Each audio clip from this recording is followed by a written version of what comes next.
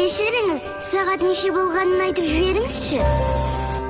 Меніңше, статистикалық мәліметтерді салыстыратын уақыт келді. 2021 жылы Қазақстанда 3-ші рет ұлттық халық санағы өткізіледі. Дайындық кезеңі маусым айында интервьюерлер мекенжай мен тұратындар санын нақтылау мақсатында барлық тұрғын және тұруға арналмаған үй-жайларды аралап шығады. Интервьюердің мөрмен расталған куәлігі 2021 жылғы санақтың белгісі бар көп түсті портфелі мен шарт болады. Үй-үйді аралағаннан кейін аудандастыру жүргізіледі және аумақ есеп учаскелеріне бөлінеді. Ал жалпы халық санағы 2021 жылы 1 қыркүйек пен 30 қазан аралығында өткізіледі. Кез келген сұрағыңызға жауапты жедел желіге қоңырау шалу арқылы біле аласыз. Қазақстанда әркім маңызды.